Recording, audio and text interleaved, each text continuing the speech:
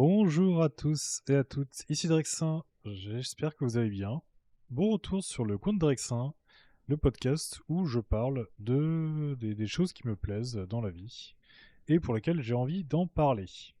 Alors, pas trop de vidéos en ce moment, c'est la Coupe du Monde, il y aura évidemment un- une vidéo dessus, mais plutôt à la fin de la compétition, que je revienne un petit peu, peut-être avec quelqu'un d'ailleurs sur la compétition en général. À l'heure où j'enregistre cette vidéo, les 16e de finale ont commencé. Donc plutôt que vu que le premier tour et les 16e se sont enchaînés très rapidement, j'ai pas fait une vidéo spéciale pour chaque partie. Je parlerai plutôt de l'intégralité de la compétition. Non, aujourd'hui, on va parler jeux vidéo. J'avais dit du premier retour de Drake Experience que ça serait plutôt. Enfin, au tout premier, j'avais fait du coup les jeux des 4 premiers mois, de janvier à avril. Mais j'avais dit que les suivants seraient plutôt tous les 2 mois. Et voilà. Donc aujourd'hui, on parle des jeux auxquels j'ai joué en mai et juin. Alors, il n'y a pas eu beaucoup de jeux comparé quand je regarde voilà, mars-avril, il y en a eu vraiment beaucoup de jeux différents. Là, mai-juin, j'en ai terminé que, entre guillemets, 6. Mais je n'ai pas joué que à ces 6-là. Alors, en mai, j'ai joué avec un ami que vous avez déjà vu sur la chaîne, Vin76i. Il m'a emmené sur Split Fiction, qui est du coup le dernier jeu des développeurs du GOTY 2020, It Takes Two. Donc Split Fiction, cette fois, c'est une expérience coop où tu incarnes deux femmes qui veulent se faire publier.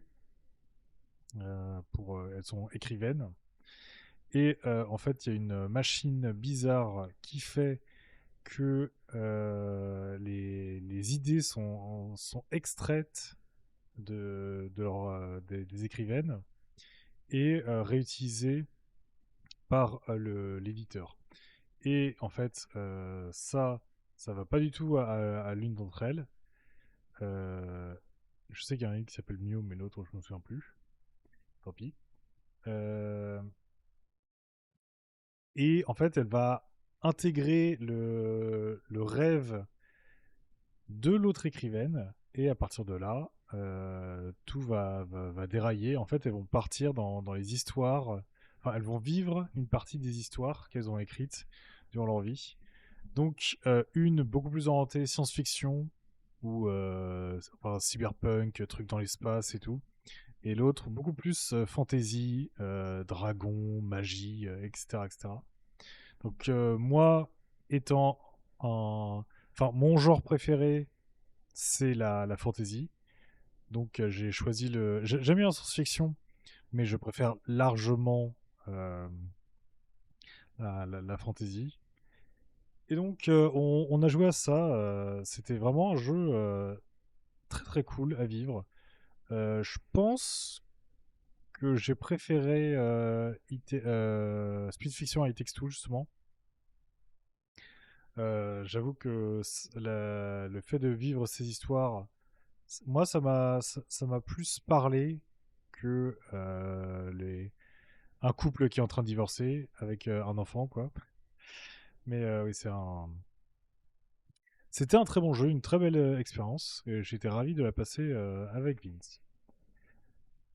Et en mai, peut-être le jeu qui m'a le plus plu de 2026 jusque-là, que je n'avais encore jamais fait évidemment, c'est Dungeons of Hinterberg, qui est un jeu où en fait, avec une DA très assumée, où l'histoire c'est que tu incarnes une avocate qui en gros fait un petit peu un burn-out professionnel, et donc du coup part en vacances hein, dans une petite ville d'Autriche qui s'appelle Hindenberg. Alors j'avoue que je ne peux pas aller voir si c'est une vraie ville ou non. peut-être la ville où est basé le studio. Car oui, il me semble que c'est soit... Enfin, c'est germanophone, peut-être justement autrichien. Et en fait, pourquoi elle va dans cette ville en particulier, c'est parce que la magie existe là-bas. Et en fait, il y a des donjons qui ont ouvert.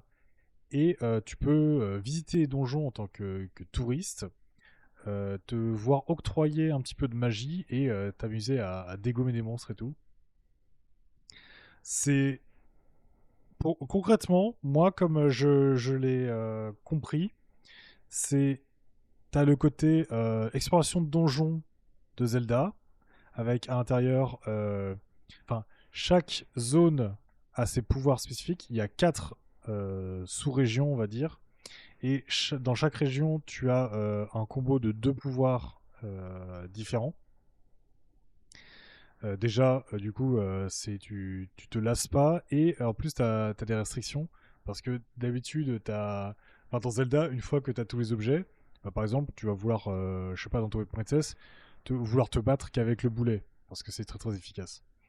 Bah, là, en fait, justement, en fonction de la région où tu vas pour faire le donjon que tu veux, parce que les donjons sont faits en fonction d'un niveau de dangerosité. Et en fait, ça va de 1 à 9. Et en fait, dans la première région, c'est pas juste les donjons de 1 à 3, quoi. Là, ça va de 1 à 9. Et dans toutes les régions, globalement, c'est ça. Donc il y a 25 donjons, je crois.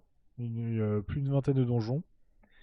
Et, euh, et donc, à cette exploration de donjons, s'ajoute le côté social des personas, où en fait, euh, c'est pas tu enchaînes tous les donjons et hop.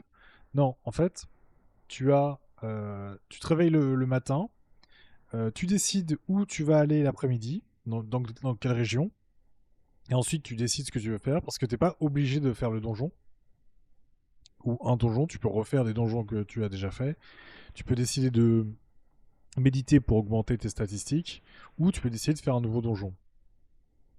Et ensuite, une fois que tu as fait ce donjon-là, tu reviens à la ville la soirée, et là, comme avec les confidents de Persona, tu décides avec qui tu vas passer ton temps, et en fait, ça va consommer ta soirée. Mais en fait, si tu te rapproches de personnes, elles vont te donner des objets, des bonus et tout, qui vont faire, ou de l'argent, enfin, tout plein d'items qui vont te permettre de t'améliorer passivement.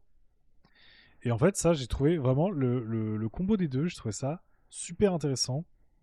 Euh, enfin, deux problèmes que j'ai avec ça par rapport à ça, c'est que il y en a un du coup où bah, l'histoire elle avance en fonction des donjons que tu fais. Donc bah, je suppose que c'est ça. Si tu as fait 20 donjons, bah, du coup, l'histoire va se comporter telle quelle. Mais tu peux très bien faire 20 donjons, enfin, si tu te débrouilles bien, tu peux faire 20 donjons en 20 jours. Et tu peux, je pense, terminer le jeu. Si tu fais tous les donjons, c'est vraiment un jour un donjon, bah, du coup, tu as fini en 25 jours, quoi. Ou 26 peut-être. Euh, mais à contrario, parce que quand je compare au Persona, c'est à partir du moment où tu as un nouveau donjon qui est disponible, tu as, enfin ça dépend, mais genre une quinzaine de jours ou 30 jours pour le terminer. Et en fait, même si tu le termines jour 1 ou 2, bah, tu dois quand même attendre le 30e jour pour que en fait, la deadline arrive, mais que tu aies fait ce que tu avais à faire dans un donjon. Là, je parle surtout de Persona 5. Persona 3, c'était un peu différent. Et on verra comment ils le font dans Persona 4. Euh, mais voilà. Et donc, l'histoire à l'avance, c'est bien. Mais en fait, elle te fait comprendre que tu dois te dépêcher. Mais en fait, j'ai fini par comprendre que pas vraiment. Tu peux prendre tout le temps que tu veux pour. Mais du coup, ce qui se passe dans la ville change par rapport à ça. Et pareil qu'avec Persona, il y a des soirs où il y a certains personnages qui sont pas disponibles. Et en fait, ce que je reproche au jeu par rapport à cet équilibre, faire des donjons et avancer l'histoire principale et t'occuper des confidents, bah, c'est que en fait, si tu, moi, ce que je faisais, c'était au début, c'est ça, c'est vraiment un jour un donjon, paf. Et j'essaie de les faire à 100% pour que j'ai pas besoin d'y retourner. Malheureusement, c'est ce qui m'est arrivé, mais c'est pas gravissime, tu vois. Mais à la fin, je me forçais à faire un jour un donjon, un jour je fais d'autres trucs. Parce que, en fait, tu peux finir le jeu en 25 jours, mais 25 jours, c'est clairement pas assez pour booster tous les confidents au max. Et donc ça, je trouvais ça un peu dommage. J'aurais bien aimé, par exemple, je sais pas, tu vois des gens le matin, et là, tu interagis avec eux, et ensuite, l'après-midi, tu vas faire ton donjon ou non, et le soir, tu as à nouveau une opportunité. Parce que du coup, enfin moi je suis complétionniste. Je crois que si je dis pas bêtise, attendez, je revérifie. Euh,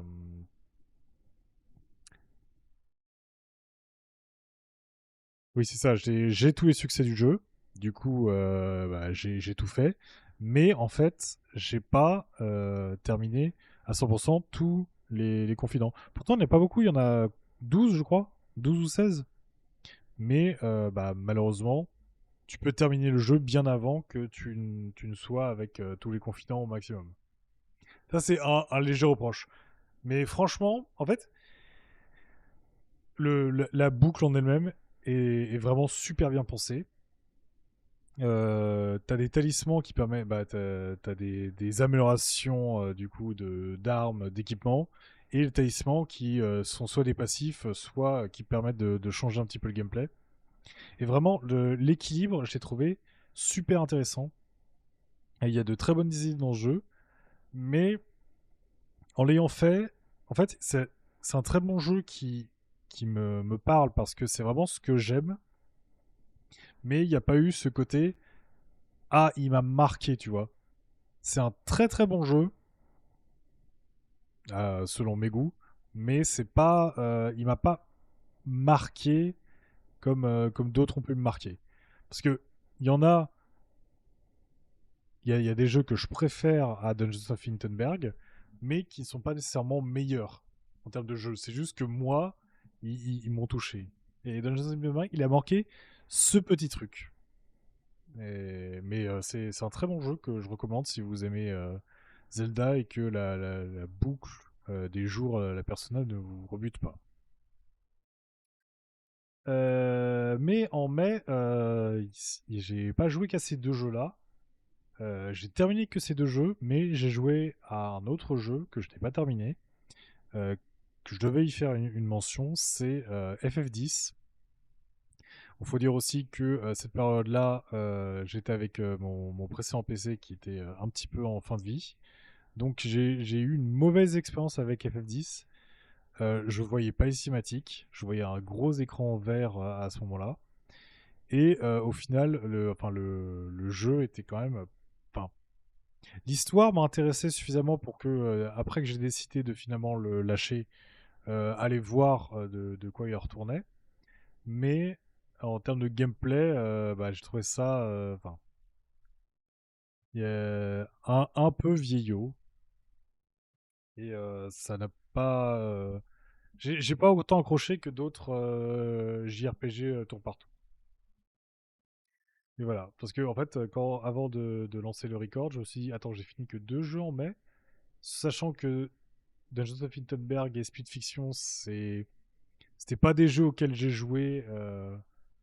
Enfin, j'ai quoi, 20 heures. Ouais, c'est ça, 13 heures pour Speed Fiction et 26 heures pour Dungeons of Hinterberg. Donc oui, j'ai joué à FF10 en parallèle. Mais voilà, pas terminé. Mais à contrario, en juin, j'ai terminé. Enfin, j'ai probablement dû commencer en mai et terminer en juin. Un autre jeu Final Fantasy, le premier que j'ai terminé. Final Fantasy VII Remake, du coup, dans sa version intergrade. Alors, premier FF7, même si on sait très bien que celui-là, c'est pas un vrai FF, entre guillemets, parce que c'est pas du tour par tour, c'est devenu vraiment le pure action pour le remake. Hein. Je sais pas si je ferai un jour le FF7 original, mais le fait que remake, je sais plus combien de temps j'y ai joué, voilà, 47 heures, quasiment 50 heures de jeu, alors que apparemment dans la version originale, la portion d'histoire que j'ai faite, ça représente 4 heures. Et ça, tu dis, d'un côté, tu te dis, bon, est-ce qu'il y avait vraiment besoin d'en faire un jeu de 50 heures? Je suis pas sûr. Mais de l'autre côté, bah, j'ai passé vraiment un bon moment sur ce jeu. Parce que j'avoue que moi, FF7, moi étant quelqu'un qui est grandi avec Nintendo, genre j'ai entendu parler de FF7 vite fait. Et genre j'ai vu la vidéo JDG il y a des années qui m'a appris genre que voilà, Aeris elle meurt. Et je voyais qui étaient Cloud et Sephiroth et Tifa. Mais c'était tout quoi. J'avais jamais. Enfin, je savais pas en quoi consistait l'histoire exactement. Donc du coup, ça m'a permis de la découvrir. Et franchement, bah, j'accroche bien. Euh, le Cloud qui est un peu, un peu coincé, genre, euh, ah, pourquoi elle s'accroche à moi celle-là? C'est marrant. Mais le gameplay est satisfaisant aussi. Un bon action RPG. Bah, du coup, je vais probablement faire Rebirth et Revelation. Pas les enchaîner à la suite parce que bah, du coup là il y a Rebirth qui est sorti mais Revelation ne sort qu'en 2027 normalement. Mais ouais, je vais faire la trilogie remake HD machin chouette. J'ai aussi fait le côté intergrade avec Yuffie et bah je pense que Yuffie c'est le gameplay que j'ai préféré de tous. Mais en fait c'est ça la force du jeu, c'est que bah, j'ai aimé les gameplays de tous les personnages. Ils ont chacun leur intérêt à un moment donné. Au début, j'avoue que j'étais un petit peu genre, ouais, vas-y, je joue que Cloud. Et au final, Cloud, c'est peut-être le gameplay que j'aime le moins. Ce qui est bizarre, mais ouais, c'était cool. C'était vraiment un très bon moment passé. Pareil, ça m'a pas marqué à tout jamais. Euh, je pense aussi à sa séquence finale de, ah, c'est le boss final. Ah non, c'est pas le boss final. Il y a un autre boss. Ah non, c'est. Ah, ah non, encore un. Mais manifestement, c'est un truc qu'ont les RPG japonais récemment. Parce que, alors, là, du coup, où j'enregistre, c'est le 30 juin. J'aurai pas de jeu à terminer aujourd'hui. Mais voilà, c'est pas grave. En fait, hier, j'ai terminé Shin Megami Tensei 5, la version Vengeance. Et bah là c'est pareil. Hier j'étais dans, enfin même ça fait quelques jours que j'étais dans la section, enfin je sentais que c'était la fin du jeu, mais là j'étais, allez c'est le boss final, allez go. Et après le boss final, ah non, en fait il y a une nouvelle zone que tu dois explorer. Et à la fin de la nouvelle zone, là il y a un boss, enfin il y a le boss final. Ah non, en fait il y aura une autre zone et à la fin il y aura le vrai boss final. Ah non, ah tu as battu. Ah non, attends, là il y a encore un boss, mais ça c'est le vrai boss final. Ah non, tu l'as battu. Oh oui, mais en fait là, vrai boss final. Et donc, j'étais en train de terminer, je suis là, oh putain. En fait, je savais vraiment pas quoi me dire. Mais attends, mais dans l'histoire, on nous a introduit ce personnage, on l'a battu. C'était pas lui le grand méchant. Ah non, en fait, il était manipulé par quelqu'un. Ah non, et en fait, si tu vas atteindre le trône, et bah, tu vas me battre moi. Ah non. Enfin bon, mais sinon, c'est un bon JRPG, du coup, dans le même univers que Persona. Où en fait, moi, je le rapproche de Dragon Quest Monsters. Mais en fait, à la différence de Dragon Quest Monsters, euh, enfin, je parle de Joker spécifiquement, parce que j'ai pas encore joué à d'autres Dragon Quest Monsters. J'ai pris Treasures, là, on va voir à quoi ça ressemble.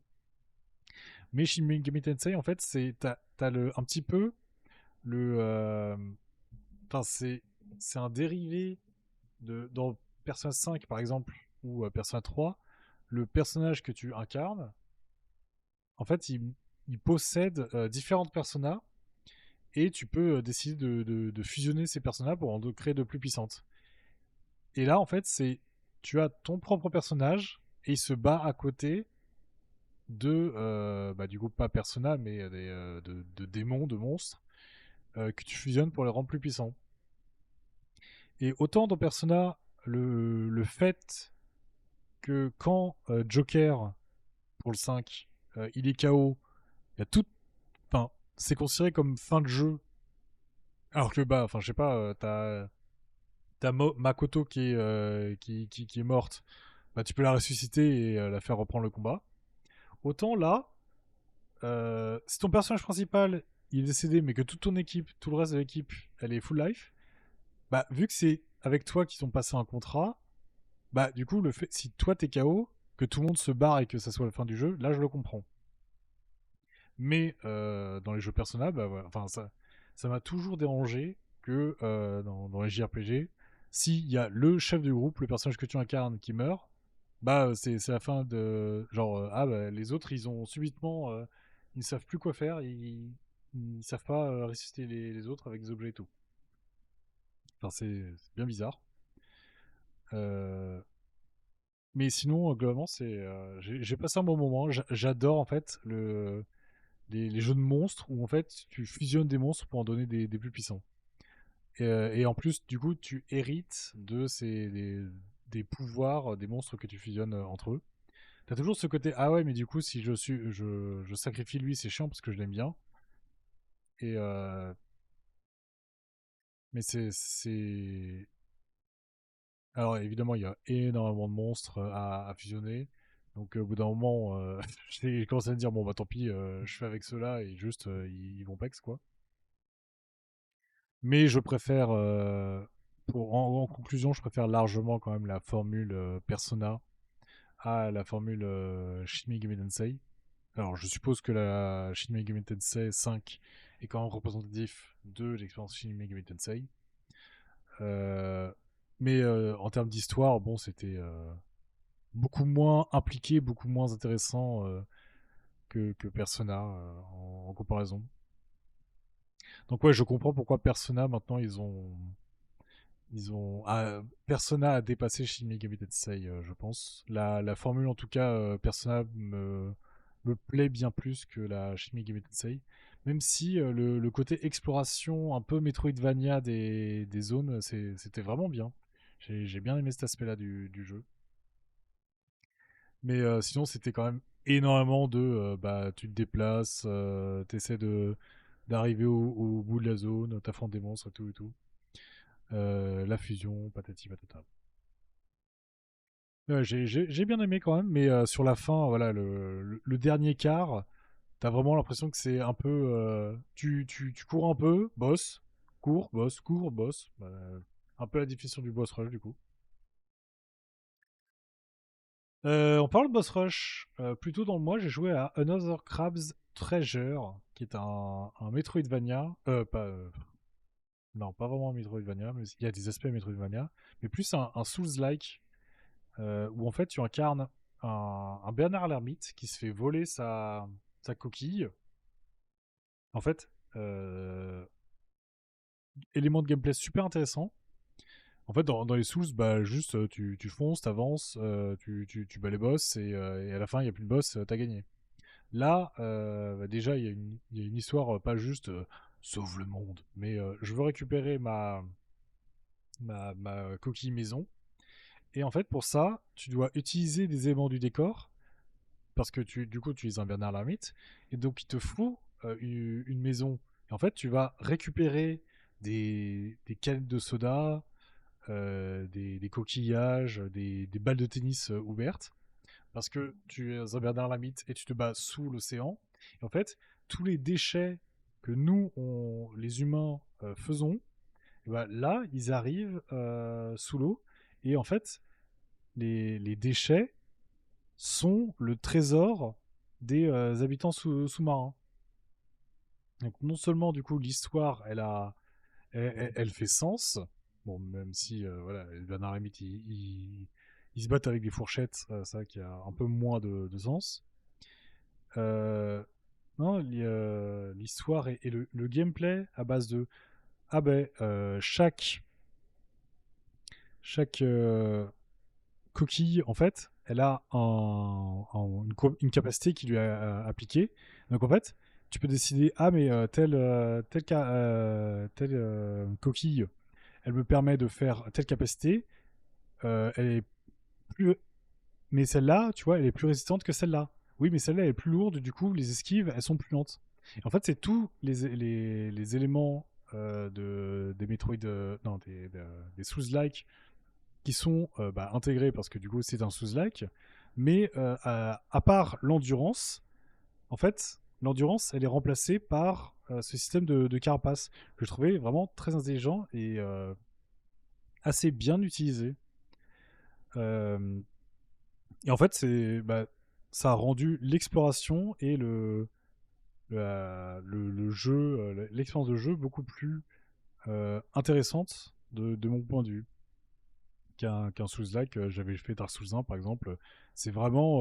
En fait, j'aime bien la formule Souls-like, mais le fait de galérer d'un feu de camp A à un feu de camp B et de pouvoir te faire tuer par n'importe quel mob, ça je trouvais ça chiant.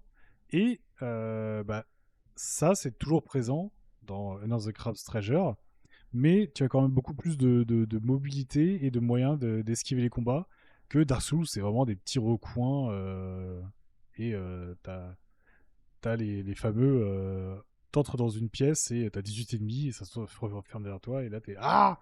Alors que là Crab Treasure c'est tu peux perdre du 1v1 contre un mob normal, mais ils sont pas 18 sur ta gueule non plus.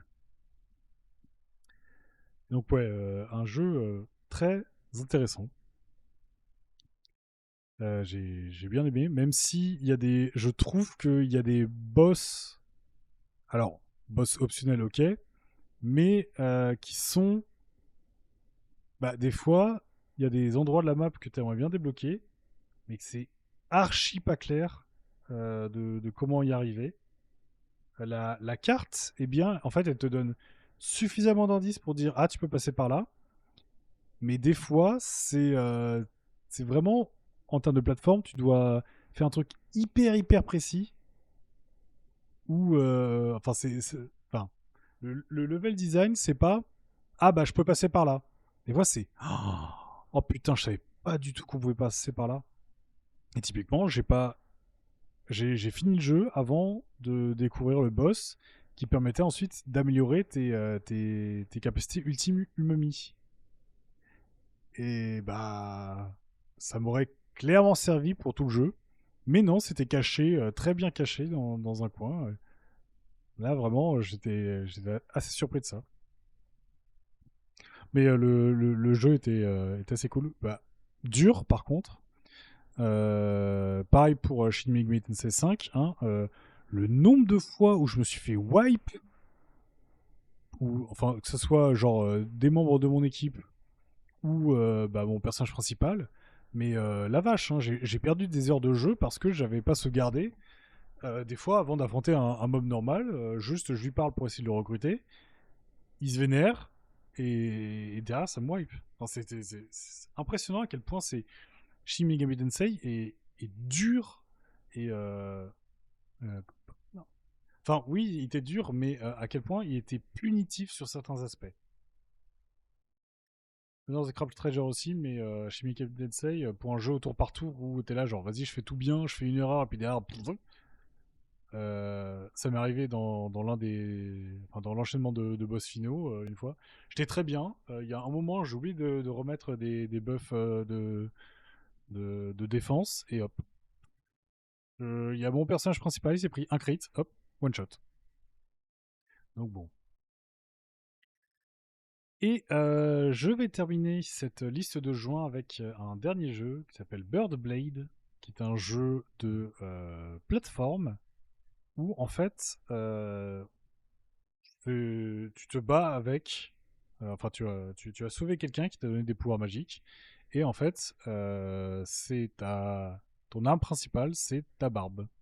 Elle te permet de se transformer en épée ou en masse pour taper les ennemis. Elle te permet de voleter un peu. Enfin, c'est marrant.